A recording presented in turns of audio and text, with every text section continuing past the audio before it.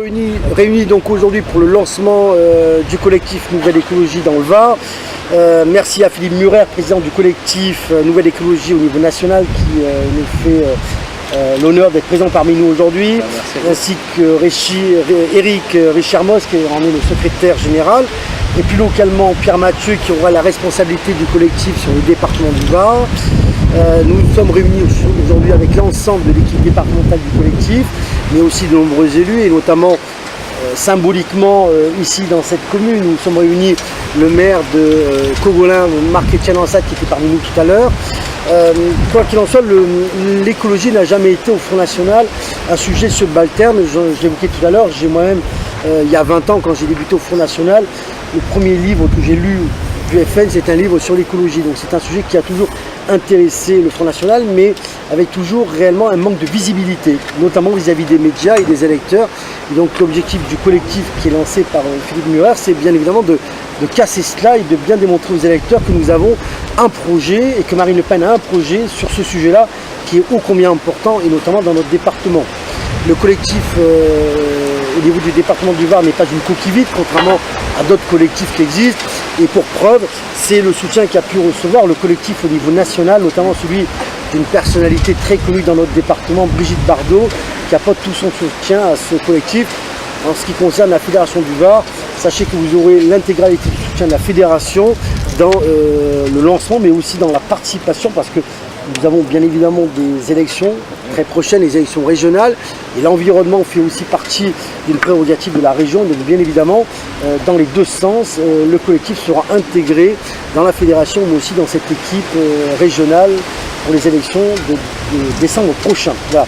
Donc en ce qui me concerne, bien, je souhaite une longue vie à ce collectif, parce que nous avons bien évidemment besoin qu'on nous apporte à nous les élus des idées, parce que quand nous sommes la tête dans le guidon, il peut nous arriver des fois d'être un petit peu à côté de certains sujets. Bien, l'idée du collectif, je pense, c'est cela aussi, c'est de rappeler aux responsables politiques du Front National, ben voilà quelles sont nos propositions, voilà quelles sont nos idées, et voilà vers quelle direction nous devons aller. Donc merci pour tout cela, et longue vie au collectif.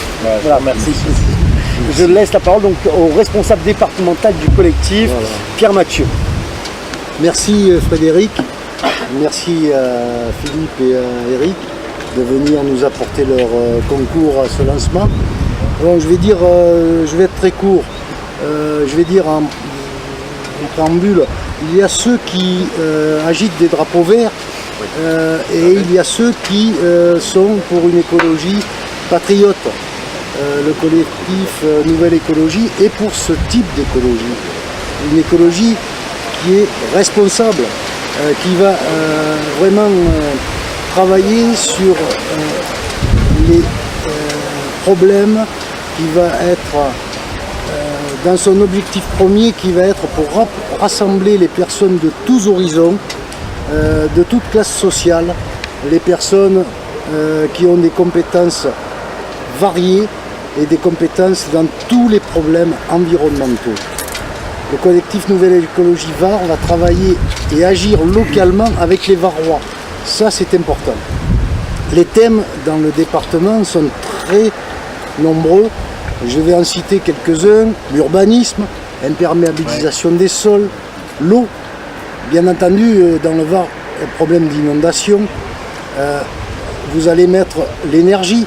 Alors, vous avez la problématique des gaz de schiste qui sont une épée de Damoclès sur le Var.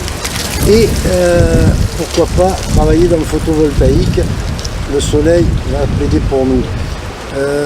Vous avez les déchets. Ça, c'est un grave problème puisqu'il y a des soucis de décharge et d'incinération. Je vais parler des transports aussi. Les transports, bon, je passerai sur la LGV qui ne s'appelle plus la LGV, mais pour nous, la problématique, ce sont essentiellement les TER. Je vais aussi parler de l'agriculture biologique. Pourquoi biologique? Parce que les parcelles se prêtent totalement à cette agriculture. Et il y a beaucoup de travail à faire dans ce domaine-là. On n'oubliera pas la condition animalière aussi. Frédéric le rappelait tout à l'heure, nous avons eu un encouragement de Brigitte Bardot. Donc il va sans dire que c'est de notre ressort. Je vais aussi, dans le Var, vous avez des parcs nationaux, Port-Cros.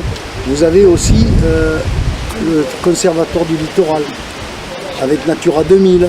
Pas mal de communes sont touchées par ce genre de problématiques. La liste n'est pas exhaustive, ça va de soi. Aujourd'hui, nous ne sommes pas là pour en faire le détail. Ce n'est pas l'ordre du jour. Nous, ce qui nous importe, c'est d'avoir un collectif qui est ouvert à tous, avec des personnes compétentes. Nous avons des médecins, nous avons des pharmaciens, nous avons des ingénieurs, nous avons des économistes, nous avons des techniciens, nous avons des personnes dans tous les domaines et dans toutes les couches sociales.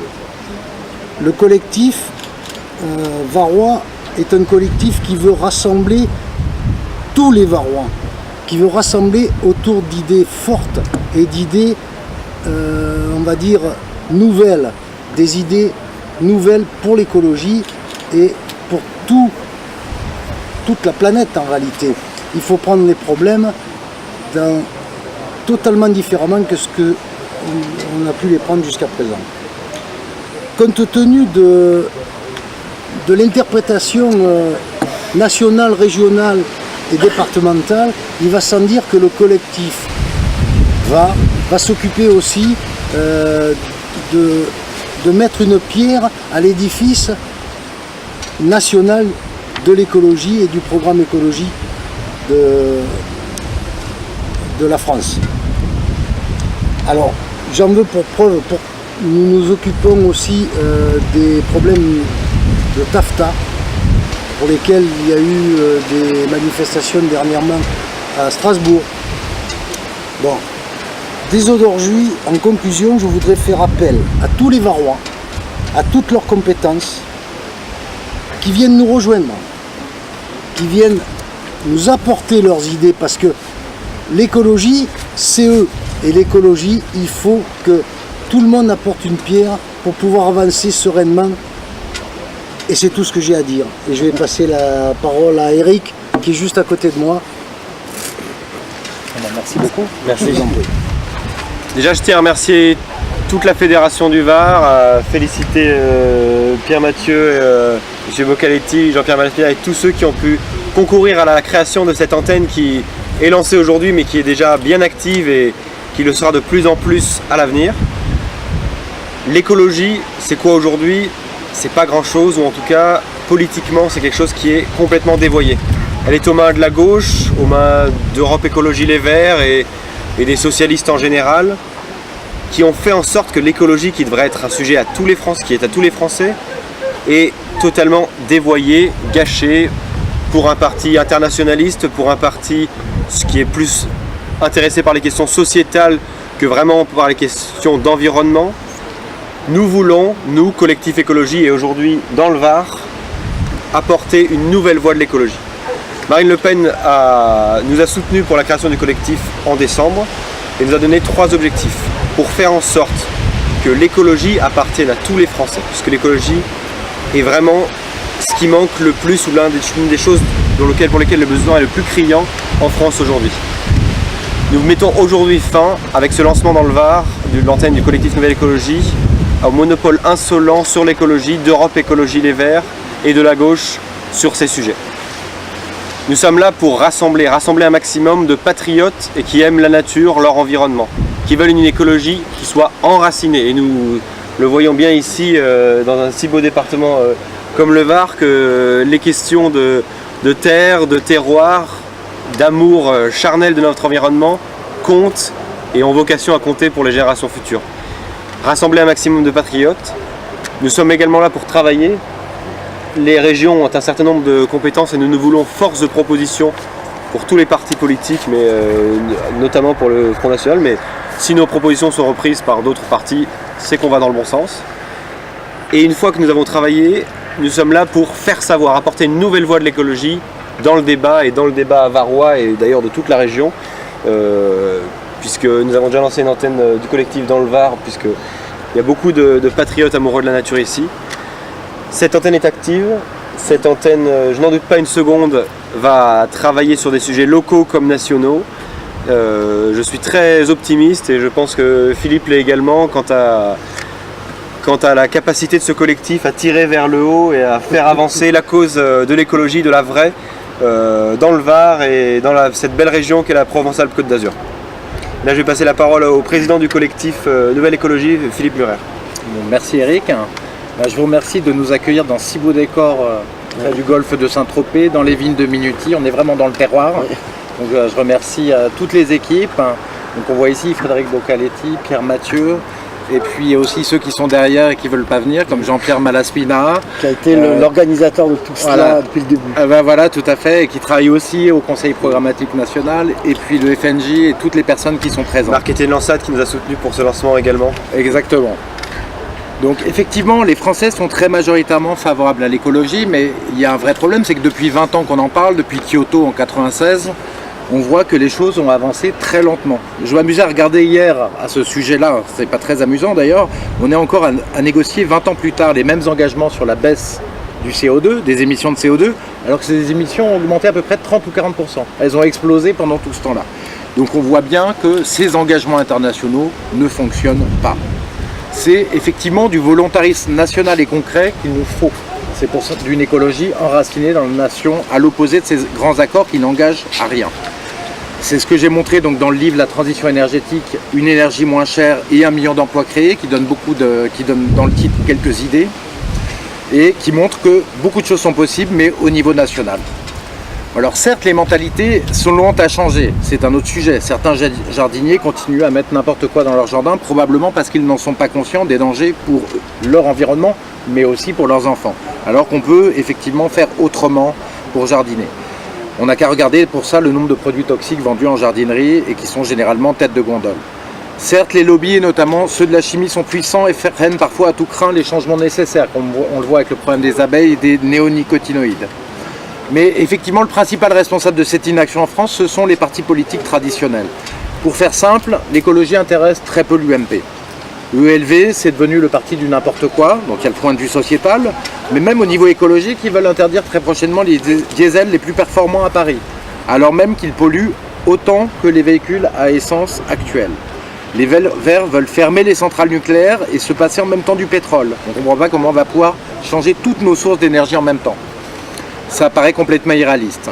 C'est en plus idiot puisque les centrales nucléaires sont une source d'énergie massive, peu chère et sans CO2. Et la position du PS est très simple, c'est de reprendre à minima les positions des Verts afin de poursuivre leur alliance, mais dans ce seul but. Notre position, effectivement, là où elle diffère, c'est que ce n'est pas une écologie de l'interdiction, c'est une écologie de proposition et d'action avec l'État qui impulse et les entreprises privées qui exécutent et qui travaillent sur les sujets et qui vont trouver des idées. Pour cela, il est important de redonner un rôle à l'État qui puisse travailler, proposer, pour qu'on puisse enfin travailler, proposer et agir. L'écologie donc, que nous voulons, c'est une écologie qui se conjugue avec l'économie et plus largement avec tous les autres domaines de la société.